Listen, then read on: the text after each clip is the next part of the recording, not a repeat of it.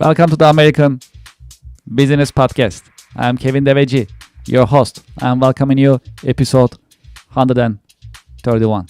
We are in season 5 in the American Business Podcast. The American Business Podcast is the voice of American business. Quote of the day. As you know, we have a great partnership with missionstatements.com, and here is the quote of the day. It is impossible to live without failing at something unless you live so cautiously that you might as well not have lived at all, in which case you have failed by default.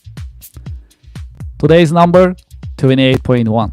That is the size of the US book publishing industry in 2022. Great.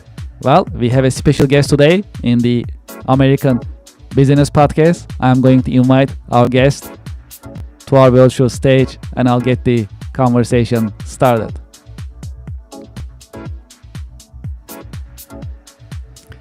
Hello, Patrick. Welcome to the podcast. Hey, Kevin. Thanks so much for having me. Glad to be here. Well, pleasure is all mine. Thank you very much. How are you? How is your week going so far? Week's going so far pretty good. It was an interesting week. I was in LA working with a group of leaders on Tuesday of this week, and then I flew up to San Francisco Tuesday night and worked with a group on Wednesday, and everything was going swimmingly. I was going to go back home where I live in Nashville, Tennessee, and Wednesday night we backed away from the gate, drove around for a little while. They came back. They said there's a problem with the engine. So I got to spend an extra night in San Francisco and fly home yesterday. So all good. Just had to move a few things around on the schedule, but that's life. Well, okay. Sounds like a very happening week. Though that's great. Very productive. Very productive. And, very productive for sure. You figure out when the plane doesn't fly. First of all, you're grateful that they didn't let it go up with an engine problem. That is true. But secondly, it's like, okay, well, I've got a list of things over here I've been wanting to get to. Now's the chance to do it. So that's right. It's great. Well, how was 2025 for you? Any reflections on 2025 and your expectations for the new year? Yeah, 2025 was a pretty crazy year for me. A couple big things happened. I put out a book.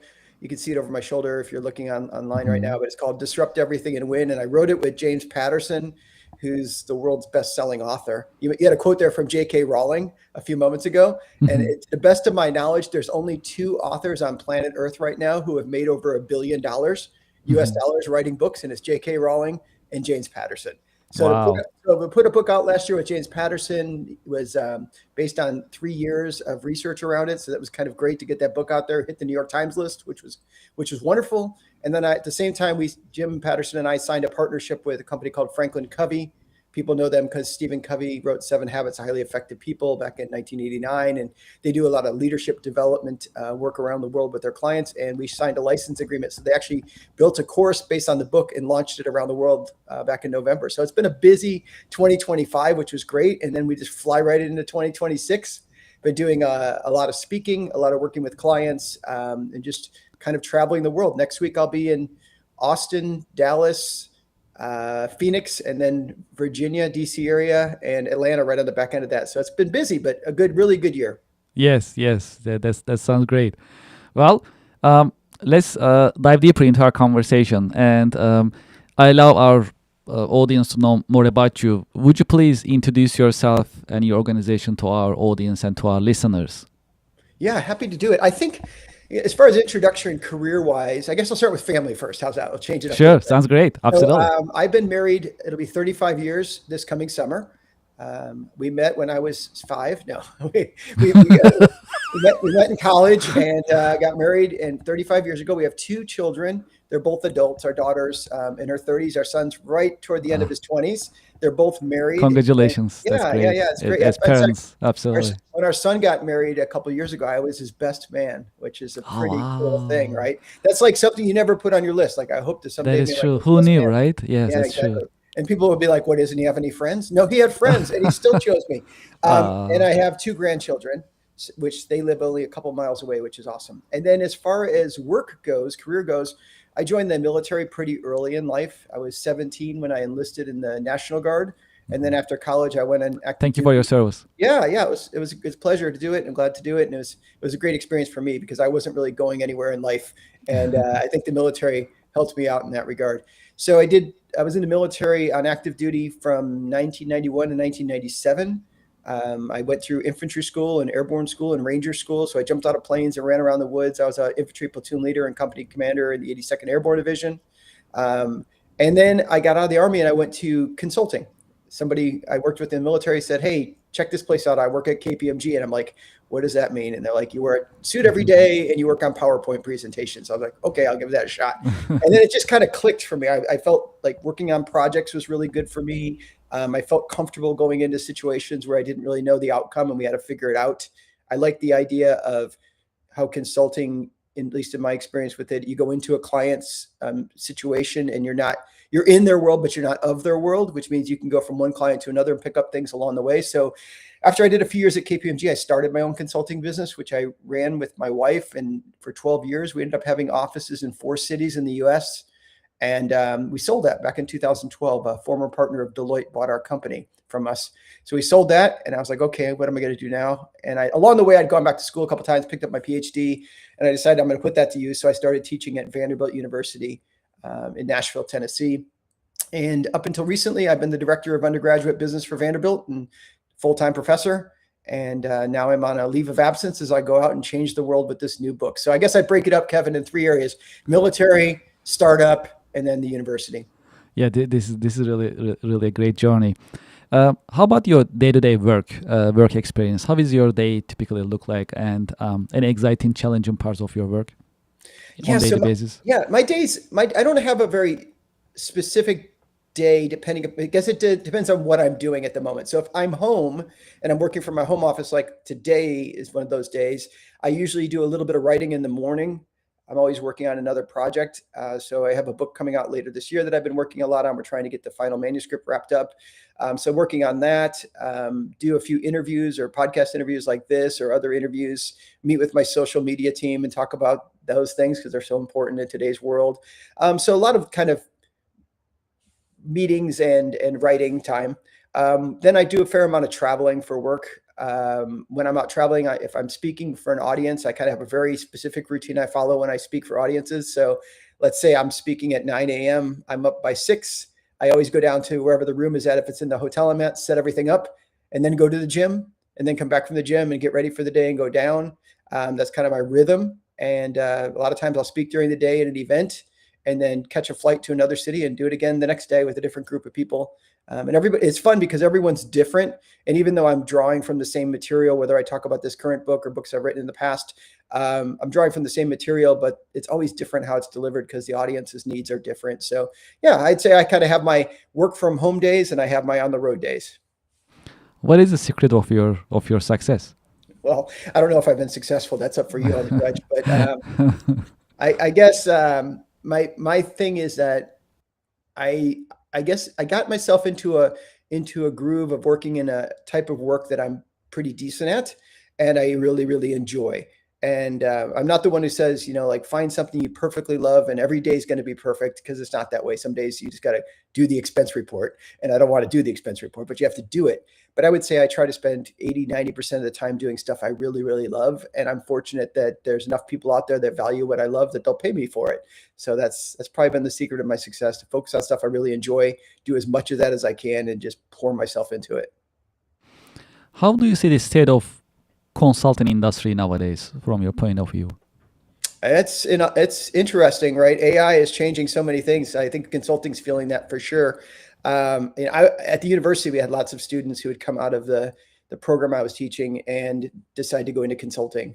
And I'm sure there's still many of them, doing that every year. But I saw the consulting industry changing in that regard pretty early on. They were kind of slowing down hiring younger consultants to come in.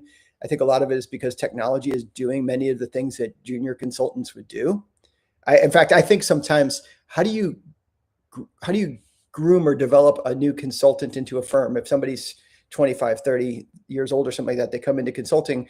Back in the quote unquote day when I was doing that, that was you made PowerPoints and you worked on models in Excel and you did all the things. Well, a lot of those things are done by technology now. So how do you kind of teach them the initial ropes? So I think that's certainly challenging. I think on the other end of it, bringing in work can be challenging because some things that consultants used to get paid to do, AI can help people do. I had a session last week. I was in, or 2 weeks ago now. No, it was last week. I was in Dallas, Texas.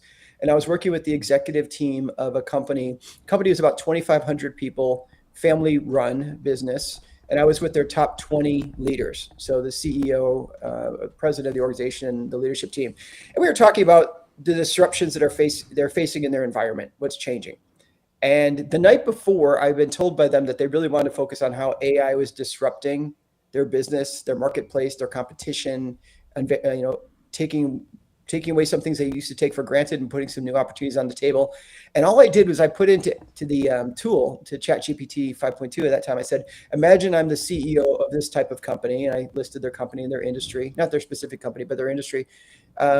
If I was thinking about AI, what would I be concerned about? What should I know? What could I do? And it gave me this big answer. List. Yes. Yeah. So then I went into the client and we spent about an hour and a half with them talking about how is AI shaping customer expectations, relationship with vendors, their existing competition, where is there opportunity to maybe try to create some new things, et cetera, et cetera. So I did an exercise for about an hour and a half.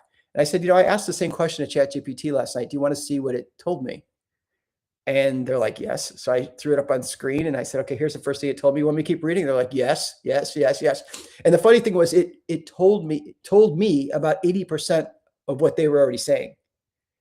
But then there were some things in there that it either didn't tell me or it said something that they were like, that won't really work that way. Right. So then the idea became, as I was talking to them, I said, okay, what's the insight from this?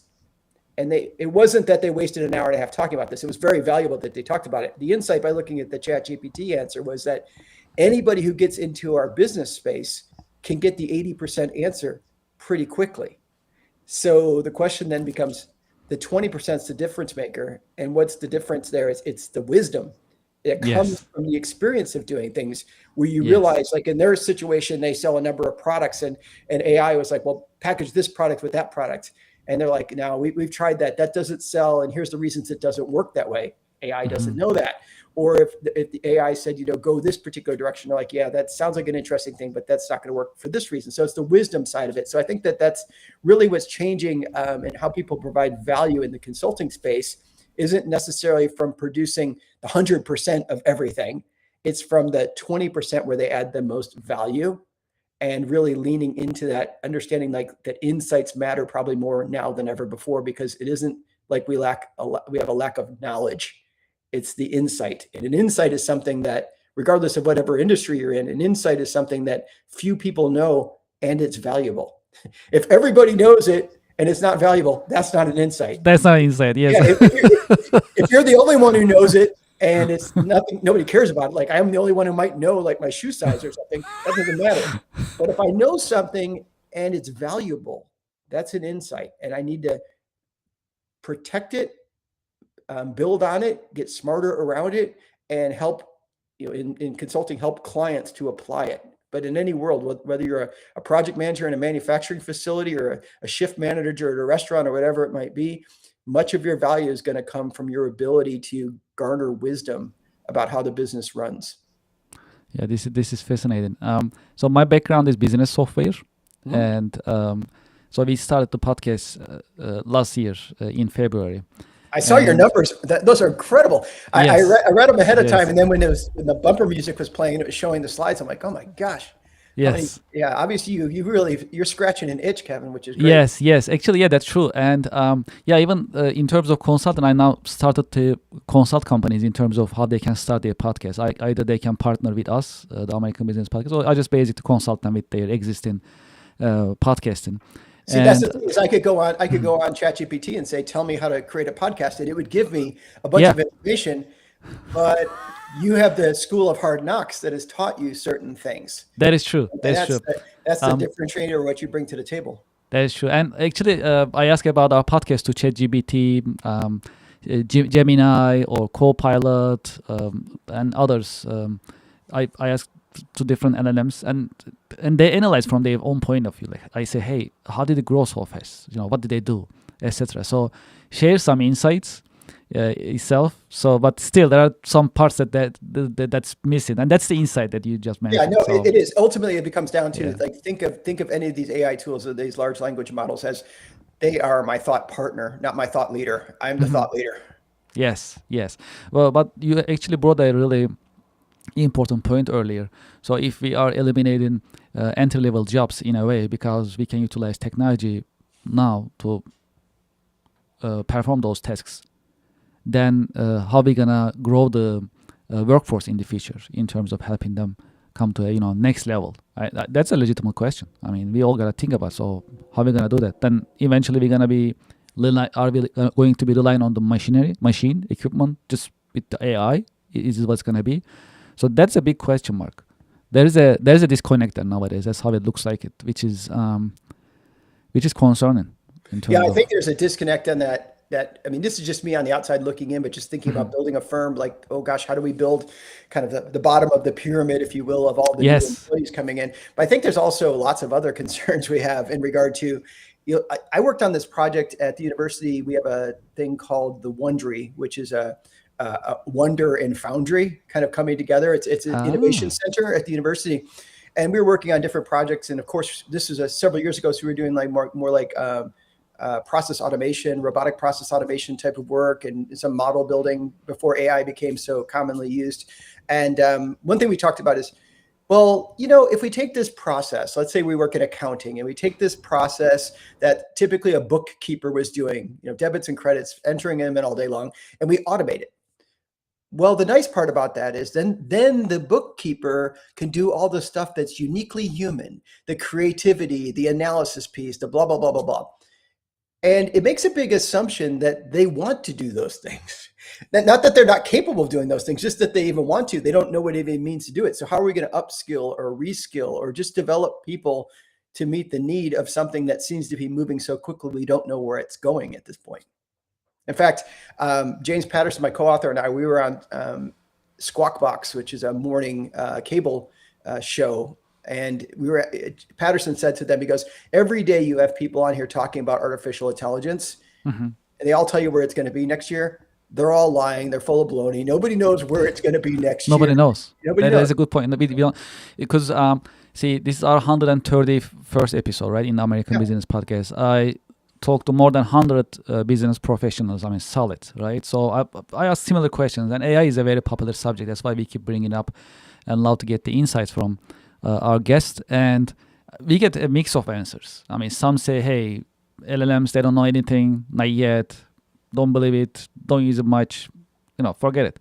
Other group says, hey, we don't know. Just like you said, just use it as a tool, but then, we'll see what's going to be.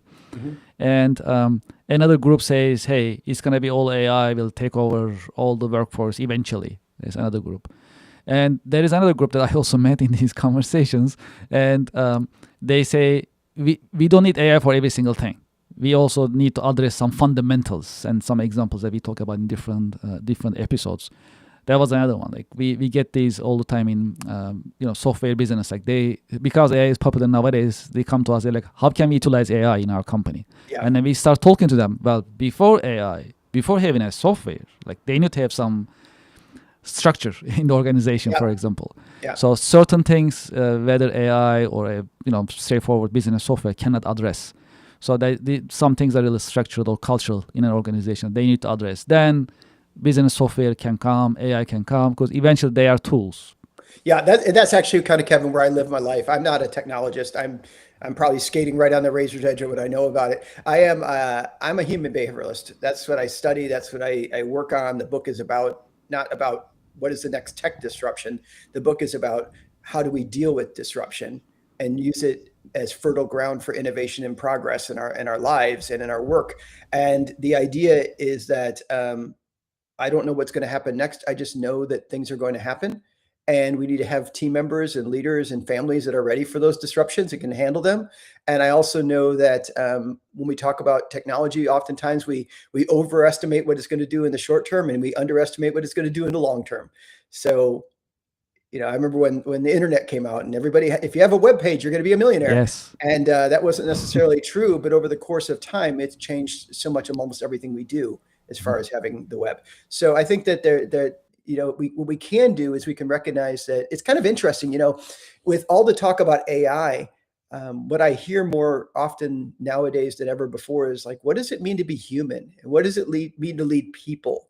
And how do we execute the human side of our strategy? And we talk about humans are uniquely creative and collaborative, and what does that mean, and how do we tap into it? Which is the cool part that I guess from a philosophical standpoint is probably throughout human history, there hasn't been as much conversation about what does it mean to be a human being than there kind of is going on right now. And Yes. I think we'll make some real interesting progress along the way. Well, you also talk about leadership a little bit. Well, how would you define leadership, and what are the great leadership qualities a good leader must have? Yeah, so I think leadership is Stephen Covey used a definition of leadership that I kind of am pretty attracted to. He said that leadership is seeing the worth and potential in someone and speaking it to them so clearly that they start to see it in themselves. Let me say that one more time. Leadership is seeing the worth and potential in someone and speaking it to them so clearly that they begin to see it in themselves. So I think a great leader, doesn't just focus in on a couple of their go-to people, but they look at all their people and they say, okay, what's the potential within these people, and how do I elevate that potential to come out so that we can do something collectively cool together? And I think quality-wise, I'm not one that says that great leaders are born. Some people might say, well, I'm not charismatic, so I can't be a great leader. And certainly there is leaders that are charismatic, but there's plenty that aren't, that are great leaders. I think that I'm of the mindset that we are all leaders, whether we have a formal title or not. We can choose to lead ourselves and our own choices and the results that we deliver in life. But ultimately, when we think about the characteristics of what makes someone a great leader, I think it's the ability to cast a vision, purpose, get it clear on that, and help rally people around it. I think it's important to be able to communicate these days effectively as a coach with people and help develop them. I think you need to be able to delegate.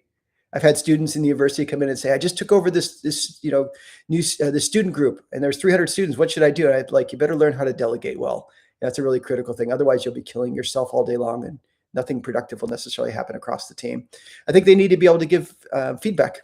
That's a real critical thing as well. I think that's a real characteristic of someone who can do that. So there's a number of things you can do, but behind the scenes of that, behind the scenes of the behaviors, you want people who have high character and choose to do the right thing because it's the right thing. And they're constantly leading in as learners to build their competence. Have you had any role models, any mentors who help you shape your career journey over the years? I've had several. I've been very fortunate. I had some leaders in the military that right, wrong, good, bad, or indifferent, they saw something in me and challenged me and modeled some great behavior for me. Gave me enough rope sometimes where I could get myself into a little bit of trouble, but still survive on the other end of it. So I would say yes, for sure. It's interesting, and they weren't all. So when I got out of the Army, I was a captain, and everybody that was a role model to me wasn't necessarily a colonel or a general. Sometimes they're the sergeant who worked for me or with me. So I think people like Sergeant Hunter was an amazing, sergeant that I work with. It just taught me a lot about humility, and that you want people to choose to follow you, not because you have rank on your shoulder. They want to follow you because they see as you're a person of high integrity. And then I think in business, my wife and I, we had that consulting firm together for so many years, and she was a role model to me. She was also my wife, and we were both had children together. So we had different roles, but one of her roles was she mentored me because there were some things that she's just inherently good at that I'm just not as good at, in vice versa.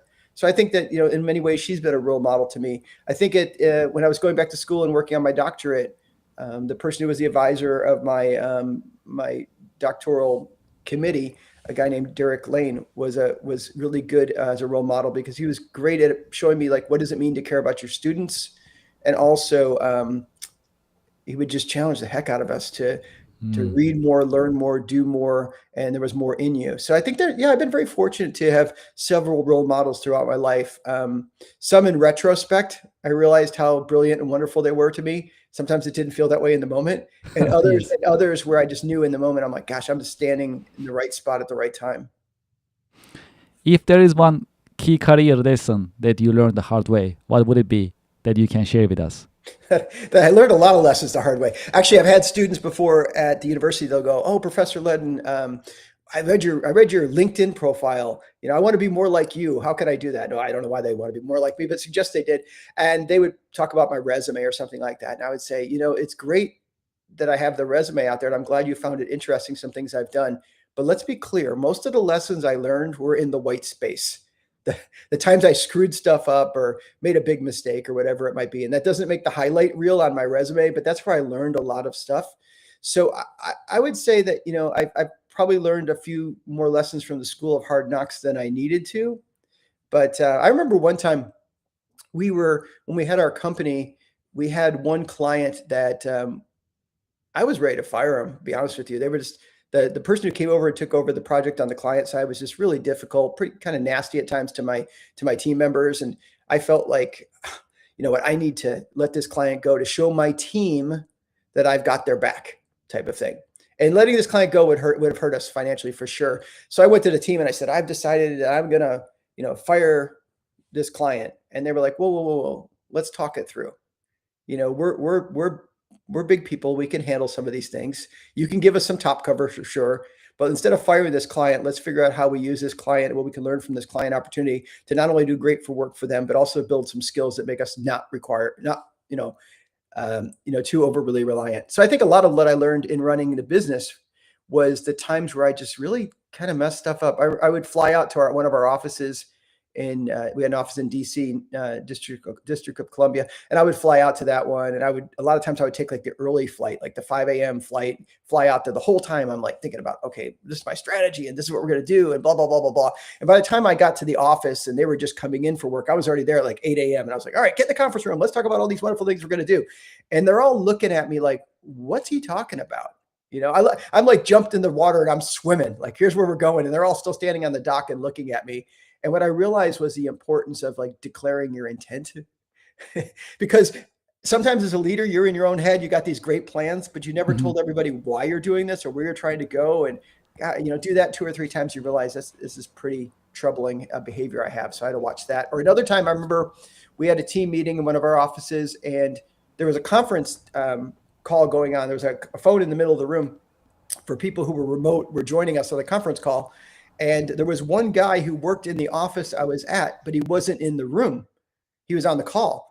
And at the time, I don't think I really thought much of it. I probably thought I had some meeting in the morning or something personal to attend to. He's on the call. It's all good.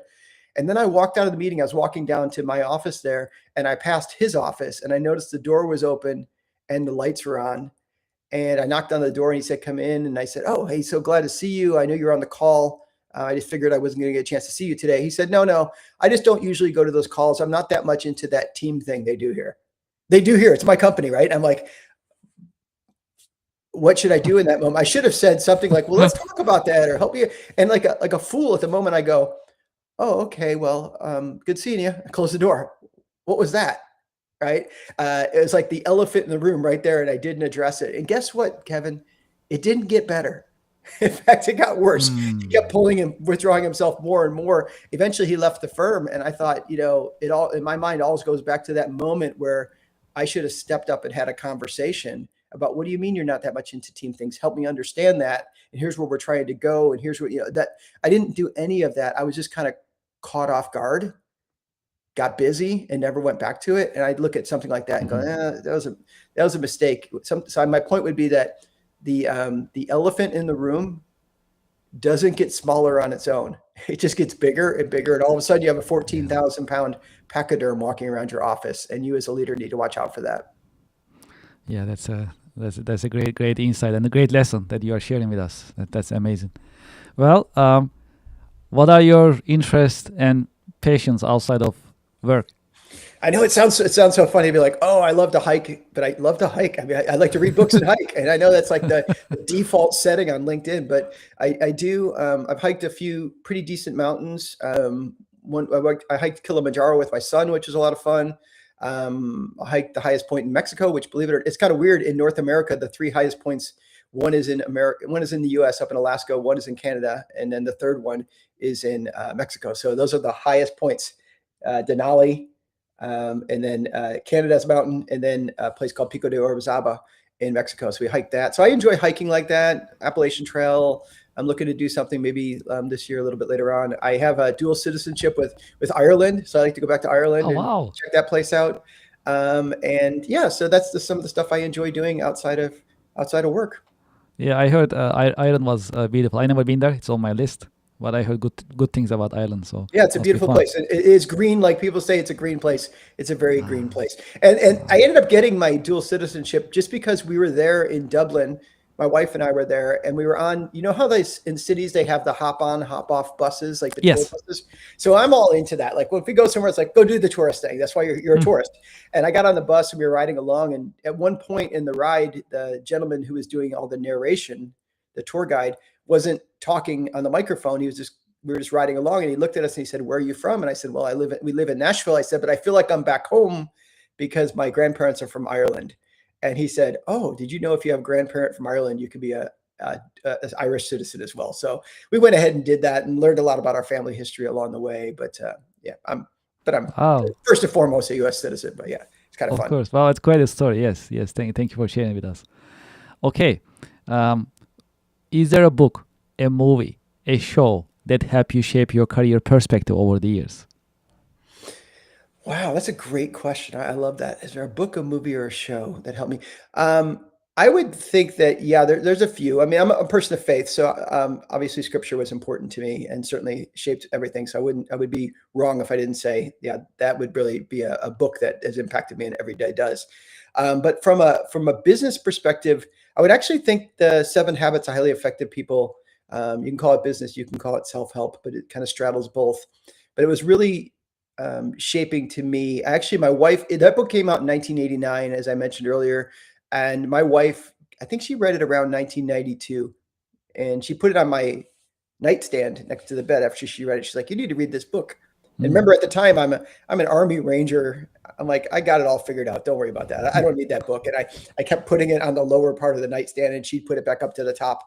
And then I eventually read it. And I'm like, wow, this is really interesting as far as how he laid out the Seven Habits of Highly Effective People. That's why it's so interesting to me now that fast forward 30 plus years later, and Franklin Covey, the company that he started, is now taking our book and turned it into a course. It's kind of a full circle moment for me. But I would say that those are a couple of things that have shaped me. And then there's some things that have shaped me, like movie wise, that I guess they've impacted my perspective over the years, just because I saw them at, you know, different points in my life, like the movie Back to the Future, seeing that in the 80s, right around the time I'm kind of getting out of high school, and just seeing a movie like that is just kind of fun from a perspective of like the creativity of it, but also like the idea of traveling forward and back in time and how you can change things with little decisions you make. So yeah.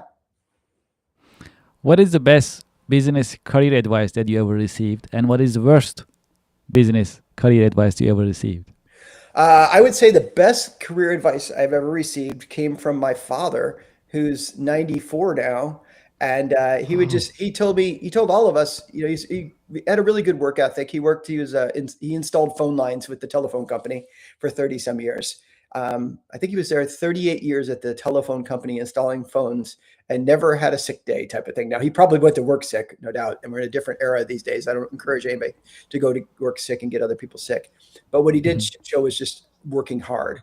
And he used to say to me, he said, "Don't say if somebody offers you a project to work on, or your leader asks you to do something, just say yes.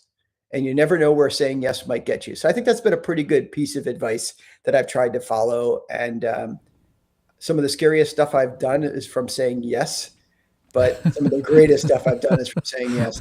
And then, especially if you say yes and you don't know exactly what you just said yes to, but that's growth.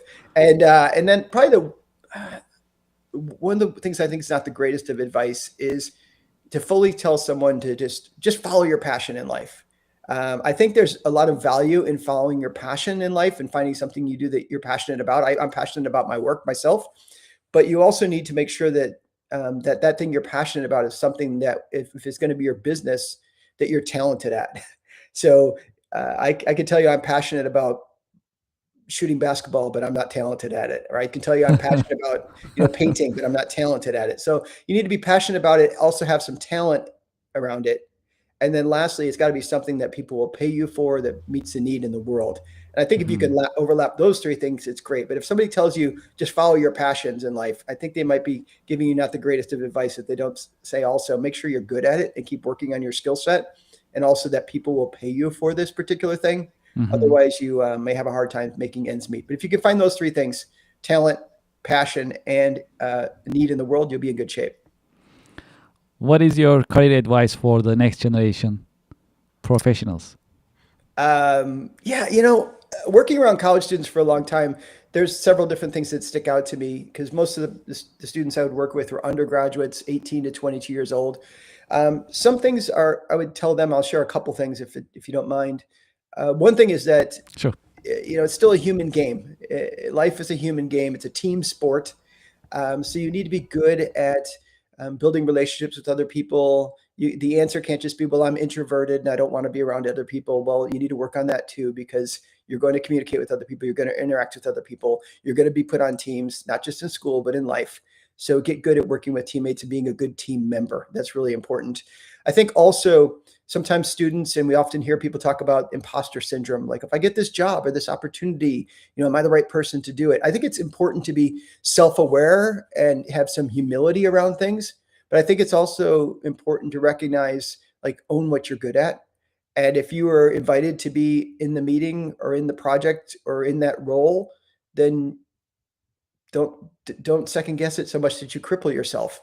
Instead, like, all right, I'm at the table. I'm going to be here and I'm going to contribute and I'm going to continue to get better along the way. So don't worry about being an imposter. Just be you, your authentic self, and bring your best to everything you do. I think those are some things that'll be really helpful to folks.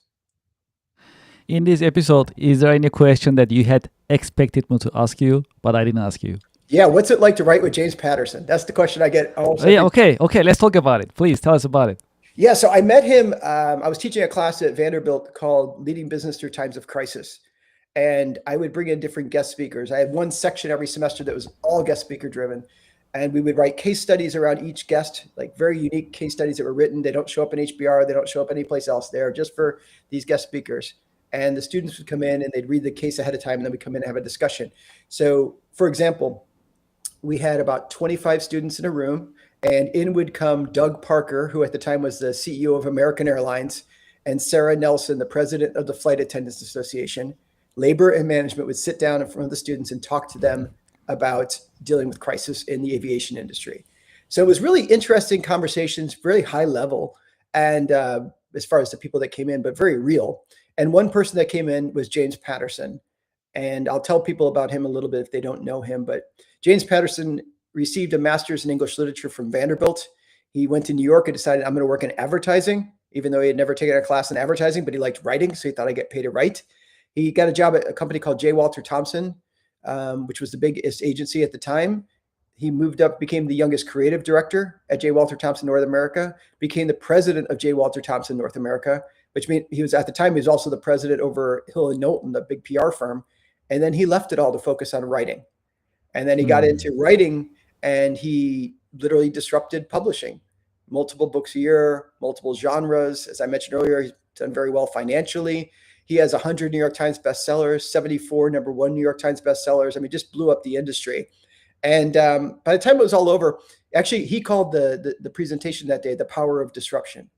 And by the time it was over, I was like, I want to study that more. I want to know more about how some people take the ups and downs in life. And he had ups and downs in life and use them to advance, to innovate, to progress. They saw them as fertile ground. So the university sponsored a 2.5-year research project where I studied positive disruptors around the world, which he and I put together in a book. But as far as working with James Patterson, I got more attention and more time with him than I ever thought I would. You go online and you read these stories like, oh, he doesn't write anything. He just has his co-authors write it. And he puts his name on it. Nothing's further from the truth. I'm telling you, when I look at the book right now, it's 50% his words, 50% my words. I probably talk to him even today, even though the book's been out for 4 months. I still talk to him probably 2 or 3 times a week. He's very engaged in this project. And when I talk to other co-authors, they're like, yep, same experience here. So it's been great. He's taught me a couple of things that have really stuck with me. One is that he would say to me sometimes when I would get anxious about a deadline or how the thing's going or whatever, like anybody does. Mm-hmm. And he would say to me, hey, Patrick, you can drink from the cup of joy or the cup of grief, your choice. Which one do you want right now? And I'm like, oh, I want the cup of joy. He would say things to me like, the idea right here needs to be big enough. And what he meant by that is that, and I see this in business books sometimes, and not trying to slight people who write business books. I've written a few myself, but Sometimes the idea is worth about 100 pages, but we got to write 300 pages because that's what the publisher wants. And so you just see people to repeat the idea over and over and over. He said, but our idea has got to be big enough. So we wrote a book that's 300 and some pages long, and it could have been longer. And every chapter could have been longer. And that was really helpful to me because he said, whenever you tackle a project, many of them take around the same amount of time or energy. And some are the ones that you tackle it and you're like, this isn't not worth the effort. The return on investment's not that great on this one. And then you could have tackled one where the idea or the return potential is really, really high. Put the energy there. And that makes sense. But sometimes we get so far into a project. And there's probably people listening to this right now that are so far into a project right now. You're like, I know it's not going to get us the return, but I'm already 70% in. We're afraid to pull the cord on it and just call it a day. And he would say to me, if it's not big enough, don't keep doing it. As he told me, and he told audiences when we're out speaking, because some people are like, why'd you write this particular book, James Patterson? And he would say, because he would say that my time here is finite. What can I do most beautifully? And he felt like this particular book helping people realize when a disruption comes toward them in life, good or bad, instead of just reacting to it, you should choose what to do and lean into your strengths and achieve some different results. And that's really what we're trying to help people do, is recognize that you might have a big vision of what you want to do in life, but you're going to get disrupted along the way, and let us help you think through it now. As the guy from American Airlines, Doug Parker, when he talked to class a couple of times, he said to the students, I love this line. He said, a crisis is not the time to start making introductions. That's what Doug Parker said. And it's so true. Wow. A crisis is not the time to start to go, oh my gosh, I should know Kevin. I don't know Kevin right now. I wish I'd known him. We'll know Kevin now, not when the crisis hits. And the same thing is true in disruption, good or bad. Don't wait for the disruption to hit. Start thinking it through. Know yourself better and what you want and where you're strong at. And that's really what we want to try to help people do. But working with Patterson's been a blessing to me and a great experience, and I consider him a friend. We have a little tradition in the American Business Podcast. So we have a question coming from the previous guest for you to address, and I'll ask you to leave a question here with me so I can ask to our coming guest. So here is a question from our previous guest for you. How are you addressing innovation gap in your company? Well, because this is what I do with companies all the time, this kind of timing is interesting. The course that we work with Franklin Covey is called Disrupt Everything, Innovate for Impact. So I think that what I do, and what I would continue to do is the same thing that I go out and talk to clients about doing and share with the world about doing, is to recognize when you see a gap in your organization. A lot of times right now, Kevin, I'll talk to CEOs. I'm very fortunate. I get to talk to a lot of executives, but also a lot of frontline team members, which is great. When I talk to executives, with all the disruptions that are going on, whether it's AI or tariffs or supply chain issues, or you list it, whatever it might be, and guess what? There's going to be new ones next year. They're going to keep coming. A lot of those senior leaders, they have a vision of where they want to take the organization. Right? They're saying, okay, in the face of all this, and with our history and what we're strong at, here's the mountain I want to go up next with the team. And then they look over their shoulder and they're like, do I have the right culture, the right people to get there? Are we innovative enough to get there? And they find themselves going like, where are all the great leaders? And what I would suggest to think about is, if you want to close the gap, instead of looking out there saying, where are all the great people, the great leaders who are going to close this gap, look at the people you already have and recognize within them there's potential that's not been tapped into yet. And your job as a leader, as an executive, is to help them understand, in the face of these changes and disruptions, how they can discern what to do next, how they can understand and lean into their strengths, how they can go about accomplishing or achieving results with and through other people, and how they can refine and improve themselves. And those are the type of things we talk about in the book, but it's really about recognizing that I don't need to look out there. I need to look inside myself and inside my team. And my job is to bring that, that power out. And that's what I would suggest to do to close the innovation gap in most organizations. You can buy the technology in so many ways, and people are working really hard today to invent stuff. I heard somebody say the other day, the worst AI you're going to use is the one you're using right now. Tomorrow will be better. And so they're working on that tech side. What you have to do is really work on the human side of your strategy, and how do I close the innovation gap by releasing the talent that I already have in my people. And what question would you like to leave here for our following guest? Yeah, let's ask the next guest, what's something they're holding on to that they should let go? Okay, we'll make sure to ask that question. And in the American Business Podcast, is there any question that you would like to ask me? Yeah, I want to ask you.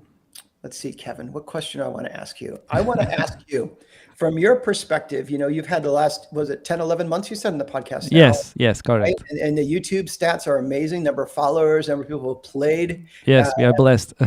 What would you say? Can I ask a two-parter? Sure. Okay, which guest is stuck with you in your mind to this point? And you can't say me, that's not fair. Okay. And then secondly, if you could have anybody sit down and talk to you, who would it be? Let's see. Well, that's a great question. So, yeah, I had great business leaders in the. I know they're all great. They're all wonderful. Yes. So, like, first one comes to my mind. For example, Lisa Escolisi. I talked to her in December in one of our episodes, and she shared a lot of insights about inventing industry and how to create a product, how to go to market, and challenges that you typically see that just comes to my mind right away, for example. So if I go back and look for previous episodes, I can find the one with Lisa. Yes, so absolutely. Yes, that's the one in December. Go back and look at that one in December. Yes. In fact, go back and look at all of Kevin's episodes. It's even better. Yes. And also, who would I like to have in the American Business Podcast for me to interview? Let's see. Actually, there's a list that I've been actually putting it together. But let's see which one would say. It's hard to say. It is hard to say. I have quite a list. Well, why don't you tell us one of the future ones you have booked so we all know to look forward to that person? Yes. I mean, I will say probably it's gonna be in technology. I will say technology and business. That will be my favorite. Like, allowed to have Microsoft CEO. It will be a great conversation that we can have. Google CEO will be great. There you go. If somebody knows those people, let them know. Help them Absolutely. So, because the technology and business is really intertwined, and they really support each other in so many ways. And technology is also a business itself that teaches us a lot of things. So that's true. And it used to be like, I'm a tech business. It's like they're all tech businesses now. Every business is a tech business. That's a good point. A good point. We all are in a way. Well, that's good. Okay. Well, for those who like to be in touch with you and who like to continue the conversation with you, what is the best way that they can get in touch with you, learn about your organization? Yeah, probably the best way is just use my name, patrickleddin.com. That's right there, patrickleddin.com. .com at the end, and off you go. And I put out a weekly newsletter on LinkedIn. It goes out to about 25,000 people about disruption at work. And then I put out a personal newsletter every Thursday that goes out to a mailing list, and it's about disruption in life. So if you're interested in those two topics, every one of them follows a very simple, the idea, a little story, and then an insider application for you. Best 3-minute read you can have all week. Patrick, thank you so much for being with us in your busy schedule, and thank you for sharing your professional insights and wisdom with us today. It was an honor, Kevin. Thanks for having me. Congratulations on your success. And everybody listening, make sure you tell 5 other people to check this out. If you do that, Kevin's going to be a real happy guy. Yes, appreciate it. Thank you very much. Pleasure is all mine. Thank you. And to our audience and to our listeners, we'll be right back after a short break. Thank you very much.